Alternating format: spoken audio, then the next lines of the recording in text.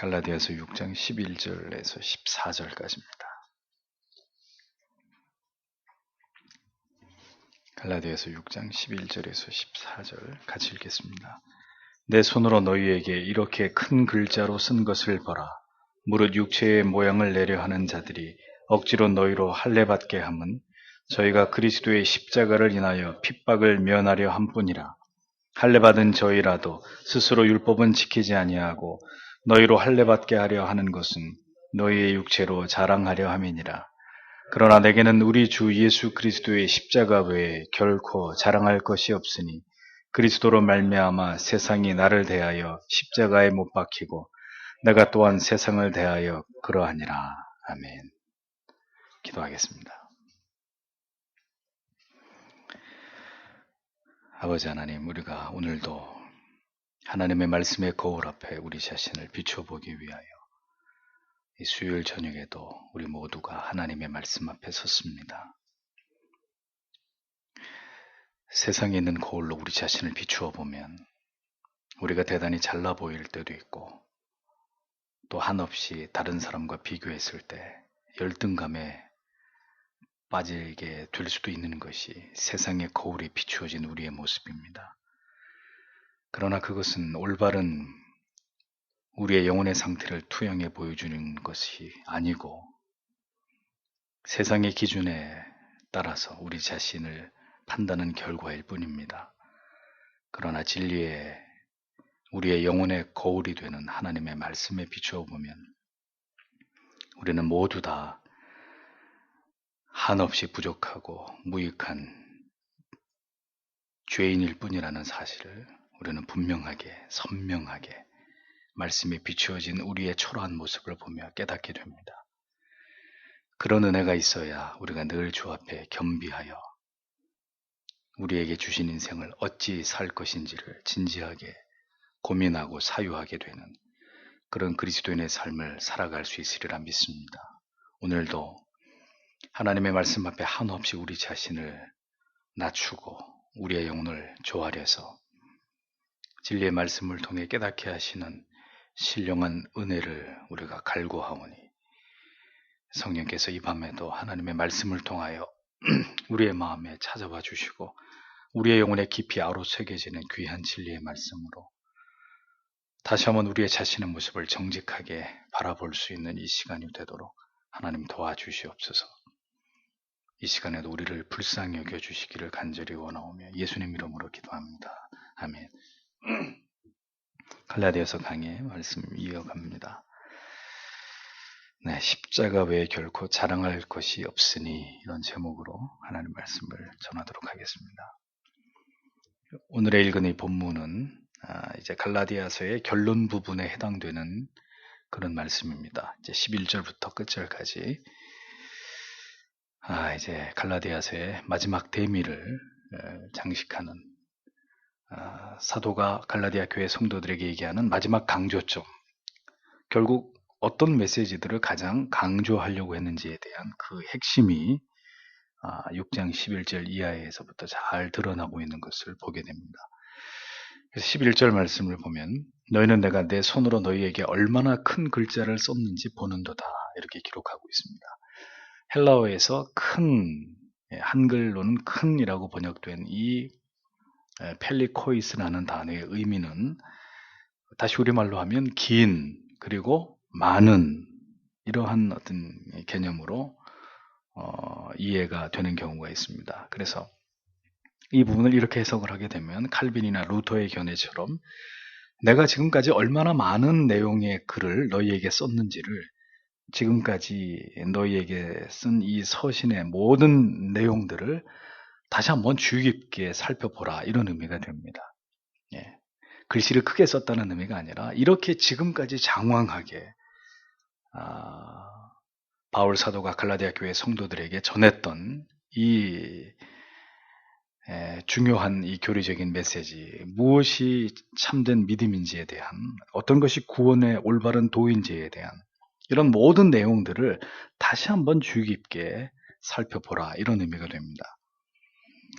사도는 갈라디아 교회의 성도들에게 보내는 글을 통해서 그들을 미혹했던 율법주의자들에 대한 경계와 더불어서 기독교의 신앙은 결코 할례나 어떤 율법을 준수하는 등의 이런 외형적인 것이 아니라 영혼의 깊은 내면에 그 영혼의 진정한 고백과 기독교의 참된 신앙은 깊이 관련되어 있다는 사실을 갈라디아 교회 성도들에게 강조해 왔고 지금 다시 그 부분을 강조하고 있는 것을 보게 됩니다.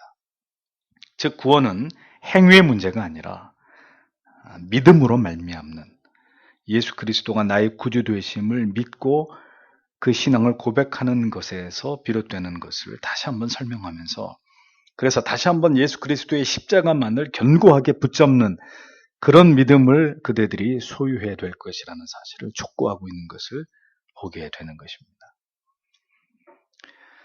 우리의 신앙이라고 하는 것이 지극히 불안정하고 언제나 크고 작은 유혹을 피할 수 없는 것이기 때문에 사도는 언제나 바른 진리로 올바른 복음으로 성도들과 교회를 바로 세우기 위해서 모든 노력을 다하는 모습들을 우리가 바울 서신을 통해 보게 됩니다.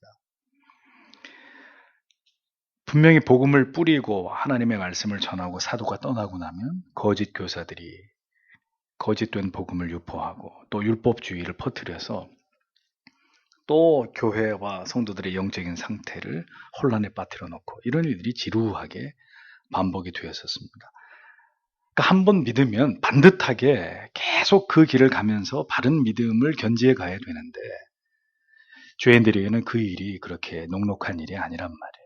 그래서 흔들리고 또 넘어지고 또 불안에 빠지고 혼돈에 처하게 되는 이런 일들이 교회 안에서는 계속 반복이 되어 왔다는 것입니다.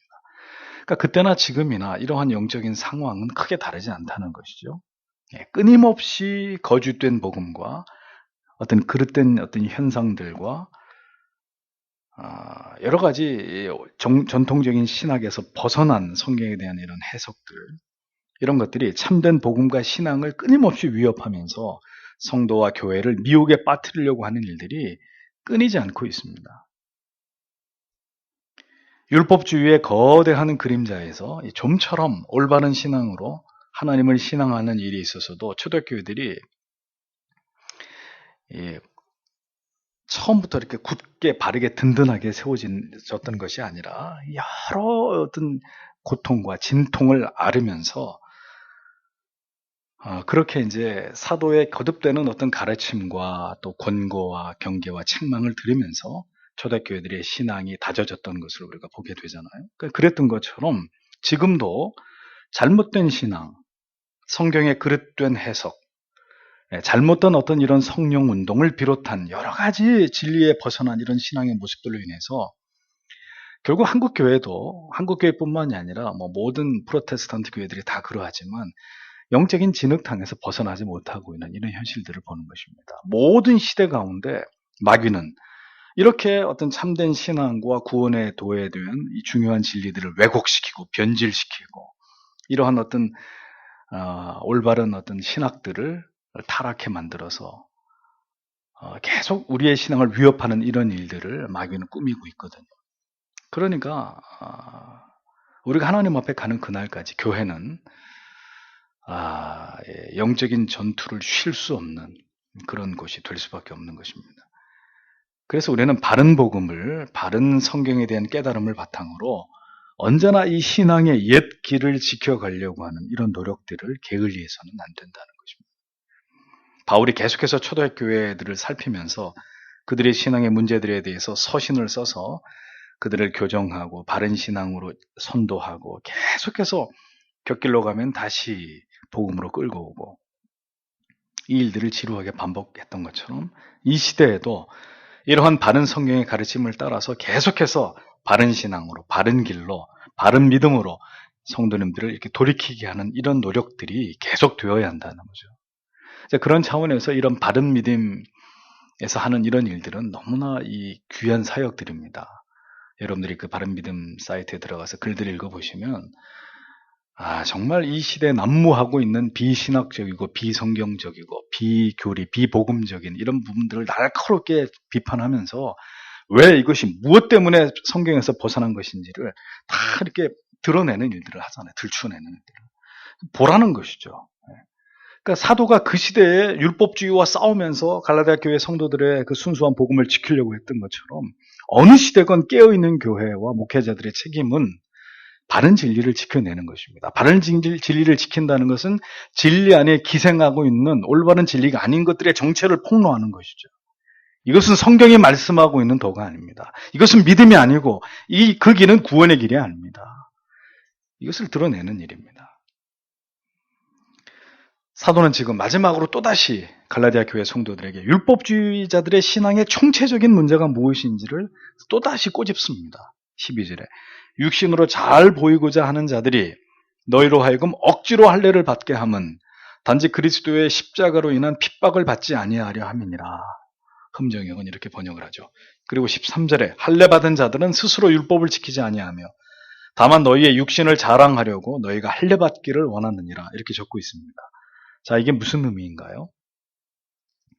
갈라디아 교회의 성도들을 미혹하는 유대주의자들은 한결같이 겉으로 자신들이 어떻게 보여지는 데에 대해서만 지극한 관심을 가진 그들은 신앙이 아주 거짓된 위선자들일 뿐이다. 사도는 이렇게 그들을 일갈합니다. 육신으로 잘 보이려고 하는 자들에 지나지 않는 것이다. 그들이 율법을 지키려고 하는 것, 그들이 너희들에게 할례를 자꾸 강요하는 것, 진실로 하나님을 사랑해서 율법을 열심히 지키는 것이 아니라 자기들이 사람들에게서 어떻게 보여지는가에 대해서만 그들은 지대한 관심을 갖는 자들이기 때문에 그런 어떤 사악한 기회주의자들이기 때문에 그들의 말에 놀아나서는 안 된다는 거죠. 그들은 할례를 강조함으로써 그들이 예수 그리스도의 십자가를 인정함으로 말미암은 모든 불이익을 자기들이 당하지 않기 위해서 그들은 율법을 지키는 척, 그리고 할례가 마치 굉장히 중요한 것인 양 그들 자신도 그것을 지키고 그대들에게도 이것을 강요하는 것이다. 이렇게 그들의 위선에 대해서 사도가 지적을 하고 있었던 것입니다. 그러니까 그들에게 율법주의는 그저 자신들의 입지를 세우고 사람들에게 인정을 받고 정치적으로 출세할 수 있는 발판에 지나지 않았다. 그런 이야기입니다. 십자가를 극구 부정하면서 갈라디아 교회 성도들에게 적극 할례를 권했던 것도 그들이 예수 그리스도의 십자가를 적극 부인하지 않으면 어떤 종류의 핍박이든 그들이 속해 있는 그 율법주의자들로부터 배척을 당하고 핍박을 당할 것이기 때문에 그러니까 더 선동을 하고 더 할례를 받아야 된다고 이러한 어떤 행동들을 그들이 보인 것일 뿐이다. 이렇게 사도가 간파를 하고 있었던 것입니다. 유대주의의 가식과 위선은 왜 구원에 이를 수 없을까요? 그들은 진정으로 하나님을 위한 신앙으로 그렇게 한 것이 아니라 하나님을 위한 것 같았지만 철저하게 자기들의 유익과 자기들의 출세와 사람들에게서부터 높임을 받는 자기들의 명예를 위해서 그렇게 한 것일 뿐이었다는 거죠. 유대주의자들이 정말 하나님을 사랑했으면 구약에 기록되어 있는 그 하나님의 말씀들을 정확하게 이해해서 이제 구약에 예언된 대로 예수께서 오셨을 때 어떻게 해야 됩니까? 그 예수 그리스도가 구약에 예언된 하나님의 아들 메시아라는 걸 알고 그를 영접했어야죠. 그러니 유대주의자들의 신앙은 총체적으로 잘못된 것이라는 것을 알 수 있는 부분입니다.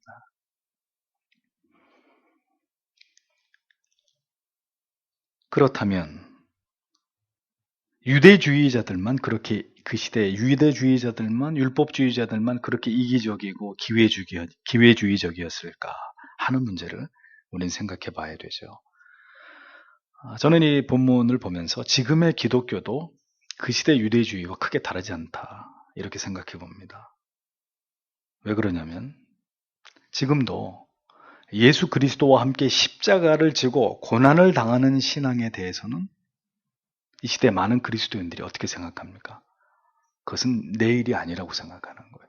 그리스도와 함께 고난을 당하는 신앙은 불행하게도 이 시대에 거의 소멸되어 가고 있습니다.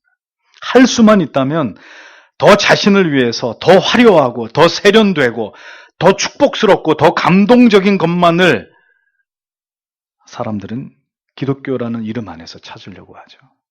예수 그리스도 안에서 이런 지극히 이기적인 동기를 가지고 신앙을 추구하려고 하는 이런 마음들을 가지고 있는 것들을 어렵지 않이 볼 수 있습니다.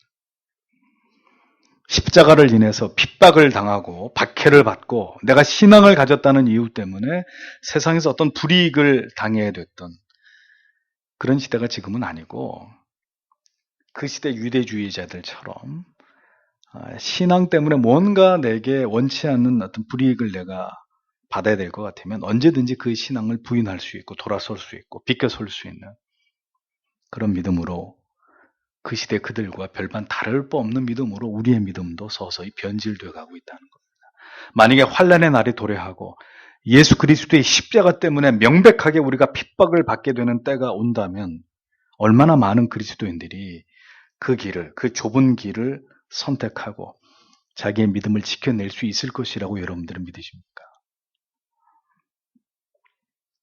신앙은 고난과는 무관하고 이 세상에서도 형통과 번영이 보장된 길이라고 믿는 그런 식의 믿음으로 어떻게 우리 자신의 구원을 지킬 수 있겠습니까?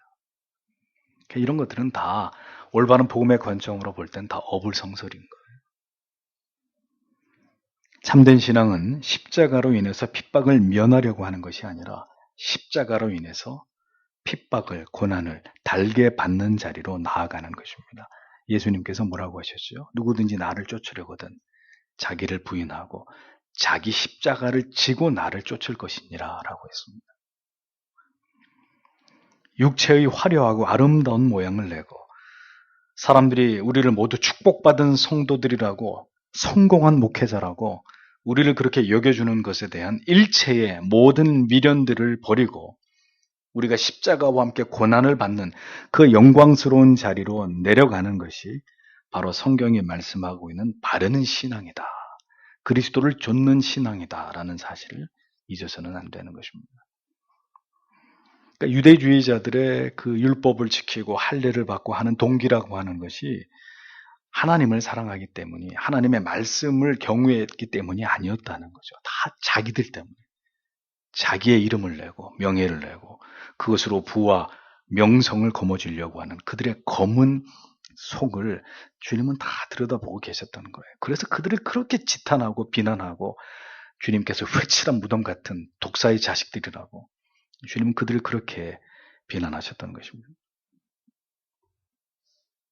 예수를 믿는 이유가 이 세상에서의 부와 명예와 안락한 삶이 그 궁극의 목적인 사람들은 모두 이 율법주의자들이 그들의 자신의 육체의 모습으로 자랑을 삼으려고 할례를 받고 율법을 지키려 한 것과 결코 다르지 않다는 것을 우리가 분명하게 알아야 될 필요가 있다는 것입니다. 얼마나 많은 사람들이 예수 그리스도께서 베풀어 주신 은혜와 축복이라는 말을 빙자해서 자기들의 물질적인 성공을 합리화하고 있습니까? 교회의 대형화, 목회자가 어떤 제왕적 권위를 휘두르는 이런 모든 일들을 얼마나 미화시키면서 이런 것들을 합리화하는 이런 모습들을 우리에게 보여줍니까? 자기가 부자가 된 것을 미화하고 아름답게 이렇게 포장하는 일들을 즐거워하고 자랑스러워하고 있는 이런 모습들을 불신자들에게서 보자는 게 아니고 신자들 안에서 보자는 것입니다. 그러니까 많은 사람들이 이러한 거짓된 신앙에 모두 다 속아 넘어가는 것이죠. 누구처럼 나도 그렇게 하나님을 신앙해서 복을 받고 자식들이 모두 성공하고 나도 축복받은 성도라고 그렇게 사람들에게 회자되기를 바라는 이러한 마음들이 신앙의 중요한 동기가 되어버린 그런 사람들. 성경의 관점에서 볼 땐 가식적인 기회주의적인 유대주의자들이나 그런 크리스찬이나 크게 다르지 않다는 것입니다. 육체의 자랑을 삼고 그 육체의 명예와 어떤 이런 명성을 드러내고자 했던 율법주의자들. 그때나 지금이나 자기의 육체를, 육에 속한 것들을 이 세상에서 자랑하고 싶은 이런 동기와 마음은 절대로 십자가를 경험한 사람의 마음이라고 보기 어렵다는 것을 우리는 기억해야 합니다.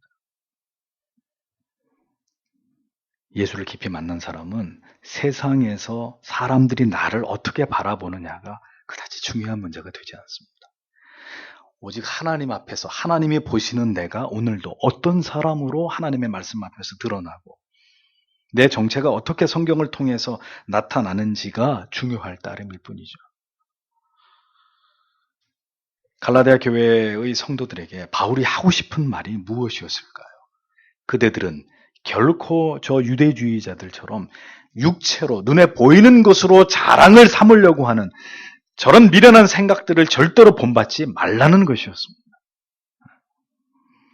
성도는 신본주의적인 세계관을 가지고 이 세상을 살아가야 된다는 그 교훈을 마지막 순간까지 사도는 갈라디아 교회와 성도들에게 전하고 있었던 것입니다.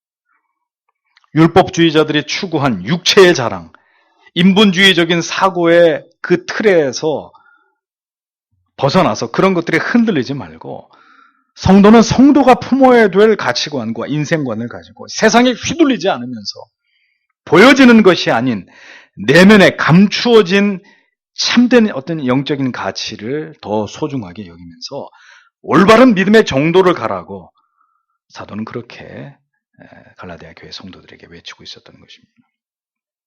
그러면서 바울은 이제 그렇게 보여지는 것과 자신들의 이 신앙에서 누리는 것의 자랑으로 삼을 가치들에 대해서 그렇게 집착하면서 살아가고 있는 유대주의자들의 신앙과 그리고 이제 자기의 신앙을 이렇게 비교하면서 이제 사도 자신의 신앙 고백을 갈라디아 교회 성도들에게 고백하고 있는 그런 말씀을 우리에게 들려줍니다. 이 고백은 바울 자신의 신앙을 고백하는 모든 성경의 말씀들 가운데 백미로 꼽히는 그런 구절이죠. 바로 14절의 말씀입니다. 그러나 나는 우리 주 예수 그리스도의 십자가 외에 결코 어떤 것도 자랑할 것이 없나니 그분으로 말미암아 세상에 나에 대해서 십자가에 못 박혀 있고 나 또한 세상에 대하여 그러하니라. 이렇게 흥정형은 번역을 합니다. 육체를 자랑 삼고자 했던, 육체의 어떤 조건들을 언제나 자랑 삼고자 했던, 그래서 자기들의 명예에만 소중하게 여기고 자기들의 안위를 돌아보는 일에만 급급했던 유대주의자들과는 달리 사도는 나는 육체의 것들은 다 배설물처럼 여긴다. 뒤에 설명하겠습니다만 나는 예수 그리스도의 십자가만을 자랑할 따름이다. 그것이 사도의 담백한 고백이었습니다. 그 어떤 것도 자랑할 마음이 없다고 하는 사도 바울. 사실 그는 유대주의자들의 관점으로 보면 사도가 되기 이전에 사울의 모습은 많은 것을 자랑할 수 있는 타의 추종을 불허하는 그런 조건들을 즐비하게 갖추고 있었던 그런 인물이 바로 바울이었습니다. 그렇지만 그가 예수를 만나고 난 다음에 뭐라고 얘기했습니까? 나는 이 모든 것을 다 배설물처럼 여긴다. 그냥 한번 겸손한 척 하려고 해본 말이 아니라 그 자신에게는 이제 진정코 아무것도 자랑할 만한 것이 존재하지 않다는 사실을 힘주어서 그는 진실되게 고백하고 있었던 것입니다. 그래서 자신을 일컬어서 나는 죄인 중에 괴수다. 그리고 교회 가운데서 가장 작은 자보다 나는 더 작은 자다. 이렇게 극도로 자기 자신을 부인하고 혐오하고 자기를 낮추는 선언을 연이어 그는 하고 있지 않습니까? 그가 그렇게 들릴 수 있었던 것은 바로 십자가의 위대하심을, 그 사랑의 신묘막측하심을 그가 정확히 깨닫고 경험했기 때문이었습니다. 다메섹 도상에서의 주님과의 생애적인 만남은 그를 완전히 새로운 사람으로 만들어 놓았죠. 그는 내게 있어서 세상은 십자가에 철저하게 못 박혀서 그 가치를 완전히 상실한 대상에 지나지 않다. 이렇게 고백하고 있습니다. 내 마음으로부터 세상은 이제 더 이상 가치 있고 아름답고 무엇인가 내가 추구하고 마음을 품을 수 있는 그런 대상이 아니라 세상은 이제 철저하게 십자가에 못 박혀서 그 가치됨이 완전히 내게서 소멸돼 버린 그런 대상에 지나지 않게 되었다. 그것이 사도의 고백이었습니다. 이 화려하고 아름답고 돈이면 하지 못할 것이 없는 화려한 몸짓으로 우리를 유혹하는 세상이 십자가 뒤로 철저하게 가리워지고 감추어져 버렸다. 보이지 않게 되었다. 그런 뜻입니다. 십자가가 너무 크고 위대하게 보여서 그 뒤에 세상의 가치는 너무 초라하게 여겨지게 되었다. 더 이상 그것은 나한테 중요한 가치가 되지 않게 되었다. 그게 사도의 고백입니다. 너무너무 십자가가 위대한 것이기 때문에 이제 세상 따위는 쳐다보고 싶지 않고 십자가에 못을 박아버리고 영원히 너하고는 결별, 너하고는 작별이다. 자기가 그렇게 되어버렸다는 것입니다. 그리고 그 자신 또한 십자가에 못 박힘으로 인해서 세상이 전혀 나를 이제는 자기의 편으로 여기지 않게 되는, 즉 세상의 원수가 되어버린 자, 세상의 미움을 받게 된 자, 세상에서 그 존재감이 없어져 버린 자가 되었다고 그렇게 또 자기에 대해서 고백을 하고 있습니다. 그리고 이 사도의 모든 고백은 다 진행형으로 되어 있습니다.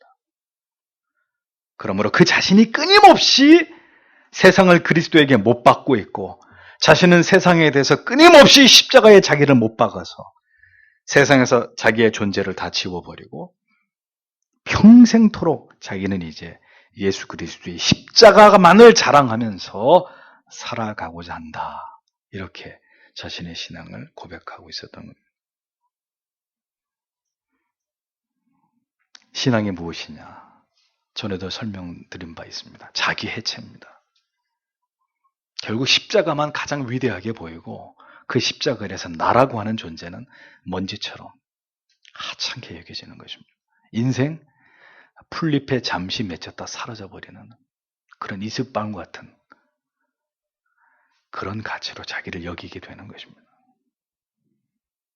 이렇게 우리를 해체시키고 우리 눈에 보이는 이 세상의 가치를 해체시킬 수 있는 그 능력이 어디에서 오는 것이냐?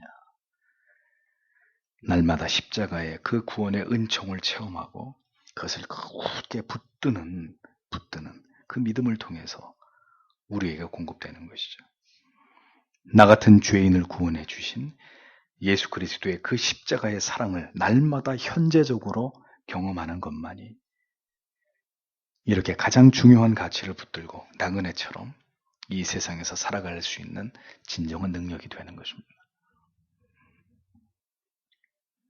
신앙은 이 세상의 가치와 나라는 가치를 복음 안에서 완전히 새롭게 인식하는 것에서부터 시작되는 것이고, 이 일이 한 영혼 안에서 얼마나 진지하고 올바르게 체계적으로 진행되느냐에 따라서 성화의 진보 내지는 답보가 결정되는 것입니다. 진보하느냐 답보되느냐, 이게 결판난단 말이에요. 자신의 육체와 관련되어서 그 집착과 자기애에 대한 애착을 끊어내지 못할 때 우리는 진정한 복음의 가치를 알아서 하나님을 기쁘시게 하는 성도의 삶을 살아가기가 결코 쉽지 않다는 것을 깊이 생각해 보아야 합니다. 하나님의 말씀을 근거로, 복음을 근거로 이러한 가치관을 우리가 가지고 있어야 이 세상에서 내 자신이 지금 어느 곳에서 어떤 모양으로 무엇을 추구하면서 살아야 될지를 결정할 수 있는 것입니다. 인생을 어떤 가치를 추구하면서 살아야 될지를 선명하게 정할 수 있는 것이에요. 어떤 배우자와 만나서 결혼을 해야 될 것이며, 어떤 가정을 이룰 것이며, 그 가정은 어떤 가치관과 사명을 쫓아서 존재할 것인지, 이 모든 것들에 대한 답을 얻을 수 있게 되는 것입니다. 물질의 가치 때문에 신앙이 흔들리거나 나의 삶의 무대가 바뀌지 않고 오직 진리의 가치 때문에 언제든 내 삶이 새로워지고 그 말씀의 가치에 따라서 모든 것들을 결정하게 되고 더 하나님을 가까이 하는 삶으로 나의 모든 환경을 바꾸어 나가게 되는 것입니다. 우리는 세상을 십자가에 오늘도 못 박아 가고 있는지를 우리 자신에게 물어봐야 합니다. 그리고 우리 자신을 살펴야 합니다. 날마다 세상을 따라서 세상에 끌려가려고 하는 사람인지, 날마다 그 세상을 십자가에다 대고 못을 박아버리고, 세상아, 너는 이제 내가 사랑하는 대상도, 내가 집착하는 대상도 아니다. 너는 내게서 깨끗이 그리스도의 십자가로 말미암아 내 기억 속에서 사라져가고 있는 존재에 지나지 않는다. 우리가 그렇게 세상을 여기고 있는지를 우리 자신에게 물어봐야 합니다. 그리고 세상이 나를 바라볼 때 이제 나를 포기하거나 잊을 수 있을 만큼, 결코 나를 더 이상 세상이 그 자신의 벗이라고 인정하지 않을 수 있을 만큼 오늘도 내 자신을 또 그렇게 십자가에 철저하게 못 박고 있는 그 일을 내 안에서 지속하고 있는지를 확인해 봐야 되는 것입니다. 그것은 바울이 얘기했듯이 우리에게도 주님 앞에 가는 그날까지 진행형이어야 되는 거예요. 어제도 그렇게 했으면 오늘도 그렇게 하고 내일도 그렇게 하고 1년 뒤에도 10년 뒤에도. 그것이 믿음이라고 사도는 설명하는 것입니다. 여기서 있는 목사도 여전히 내 안에 꿈틀거리고 있는 세상에 대한 집착과 미련들을 봅니다. 여전히 세상에서 사람들 사이에서 내가 좀 더 존중받기를 바라는 이런 마음이 우리를 지배하고 있는 이런 모습들을 우리 안에서 봅니다. 십자가 외에 그 무엇에도 묶임이 없어야 우리의 영혼이 진정으로 자유로울 수 있겠지만 오늘도 우리는 너무도 많은 세상의 가치들에 내 자신이 묶여있는 이런 우리 자신의 모습을 보게 될 때가 있습니다.